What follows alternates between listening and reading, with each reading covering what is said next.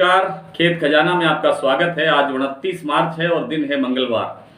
सरसों का कारोबार आज थोड़ा सा धीमे रहा है, थोड़ा सा स्लो कह सकते हैं या कमज़ोर कह सकते हैं, क्योंकि बाज़ार में थोड़ी सी गिरावट देखने को मिली है। अधिकतर मंडियां स्टेबल हैं और कुछ सलोनी के प्लांट जैसों ने जैसी जो तेल की जो कंपनियां हैं उन्होंने 50 रुपये का बढ़ा करके कारोबार किया है।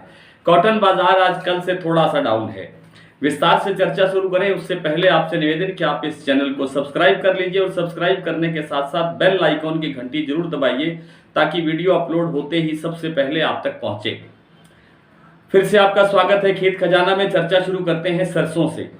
सरसों में अब जो आवकें बन रही हैं, 2 दिन से लगातार 7.5 लाख बोरी के आसपास आवक हो रही है देश भर की सभी मंडियों में, और 4.5 लाख बोरी की आवक हो रही है अकेले राजस्थान में। तो आवकें जो 12 लाख बोरी तक या 15 लाख बोरी तक पहुंच गई थी उनमें गिरावट आ रही है, लेकिन बाजार एक बार फिर थोड़ा सा हल्का सा दबाव महसूस कर रहा है। वो इसका कारण, पहला कारण तो ये है कि बाजार बंद है। 28 और 29 मार्च को बैंकों की हड़ताल चल रही है। आगे 31 मार्च की क्लोजिंग आ रही है। इसके चलते बहुत सी मंडियां ऐसी हैं जो खुद ब खुद बंद हो जाती हैं और कारोबार नहीं होता है, सिर्फ लेखा जोखा तैयार करने का काम रहता है। दूसरा जो बड़ा कारण है, चीन में लॉकडाउन होने के कारण, लॉकडाउन बढ़ने के कारण, बड़े शहरों में, संघाई जैसे शहरों में लॉकडाउन बढ़ने के कारण जो बिकवाली है इंटरनेशनल मार्केट के साथ साथ घरेलू जो वायदा बाजार होता है उसमें तरह तरह के जिन्सों की बिकवाली चल रही है। तो बिकवाली बढ़ने से एक बार हर तरह के बाजार पर दबाव आता है, इसलिए भी थोड़ी सी गिरावट है। और कोई और दूसरा बड़ा कारण नहीं है। हालांकि आवकें कमज़ोर होने से बाजार थोड़ा उठना चाहिए था, लेकिन बड़ी गिरावट नहीं है। अकेले केवल दिल्ली का बाजार 50 रुपये डाउन है और आपका जयपुर का बाजार 100 रुपये डाउन है। जयपुर का बाजार आज 7100 पर कारोबार कर रहा है, दिल्ली 6850 पर कारोबार कर रही है, भरतपुर 6800 पर है, जैसा कि मैंने दोपहर के अपडेट वीडियो में बताया था आपको। तो कुल मिलाकर के अब आगे आगे सरसों के बाजार के अंदर हल्का फुल्का उठा पटक, थोड़ी बहुत 100 रुपये 200 रुपये बढ़ना, फिर 50 रुपये डाउन आना, इस तरह की गतिविधियां चलेंगी। न कोई बड़ा मंदा दिखाई देगा और न ही कोई बड़ी तेजी दिखाई देगी। लेकिन धीरे धीरे जैसे जैसे अप्रैल समाप्त होता हुआ जाएगा, अप्रैल का तीसरा सप्ताह नजदीक आएगा, उसके बाद इसके बाजार में तेजी आने की संभावना बनती हुई दिखाई दे सकती है। लेकिन याद रखें, एकदम तेजी नहीं बनेगी, बहुत धीरे धीरे स्लो बाजार चलेगा। रूस और यूक्रेन के बीच जो विवाद चल रहा है, युद्ध चल रहा है, उसमें भी शांति के प्रयास किए जा रहे हैं अलग अलग देशों के प्रतिनिधियों द्वारा। ऐसी खबरें भी बाजार को दबाती हैं। हालांकि कई बार मैं निवेदन कर चुका हूं कि रूस का और जो यूक्रेन का युद्ध चल रहा है, अगर उसमें कल ही, आज ही शांति बन जाती है और युद्ध आगे स्थगित हो जाता है, टल जाता है, स्थायी रूप से शांति स्थापना हो जाती है, तो भी हमारे जो देश के भीतर खाद्य तेलों की उपलब्धता है उस पर बड़ा संकट बना रहेगा आगामी 3 महीने तक। एक बहुत बड़ा विश्लेषण नहीं, आप एक छोटी सा एक आपको उदाहरण बताता हूं कि हम 35 से 40% जो तेल है वो खुद हम अपना पैदा करते हैं। यानी भारत के अंदर सभी तरह की जो लागत है खाद्य तेलों की, उसका कुल का 40% अधिकतम बोल रहा हूं क्योंकि इस बार सरसों की फसल भी ज़्यादा बताई जा रही है, इसलिए कह रहा हूं कि 40% मान लीजिए कि हम अपना उत्पादन करते हैं। 60% हमें अभी भी आयात करना पड़ेगा, और आयात जहां से होता है वहां पर इंटरनेशनल मार्केट में या तो उस तरह की फसलें कमज़ोर हैं तिलहन वाली, या वहां के जो नियम हैं निर्यात के, उन देशों ने इतने सख्त कर दिए हैं कि उनका पड़ता यहाँ महंगा पड़ेगा।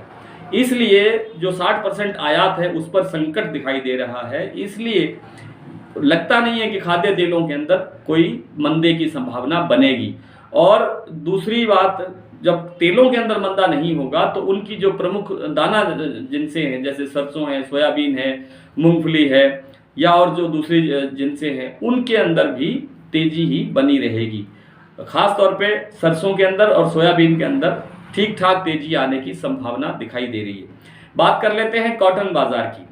कॉटन बाजार में अब देखिए, उपलब्धता की तो इतनी बुरी हालत हो गई है कि व्यापारी जो खुद बड़े बड़े कारखाने चलाते हैं, वे खुद बेचारे किसानों के दरवाजों पर जा रहे हैं, किसी तरह से हमें कपास मिल जाए, कच्चा माल मिल जाए। और इसके बावजूद जो उनको जो है मिल चलाना, अपनी जिनिंग मिल चलाना, अपनी स्पिनिंग मिल चलाना, अपनी ऑयल मिल चलाना बहुत कठिनाई भरा साबित हो रहा है। पिछले सप्ताह हमने खेत खजाना के डेली बुलेटिन में एक बड़ी विस्तार से स्मार्ट इन्फो की एक रिपोर्ट प्रकाशित की थी, जिसमें यह बताया गया था कि किस किस स्टेट के अंदर आपको ये देखने को मिलेगा कि मिलें, जो ऑयल मिल होती है, जो बिनोला से तेल बनाती हैं, वो कैसे कैसे बंद होंगी। यानी एक हफ्ता में 1 दिन काम करेगी, कोई हफ्ते में 2 दिन काम करेगी, कोई हफ्ते में 3 दिन काम करेगी।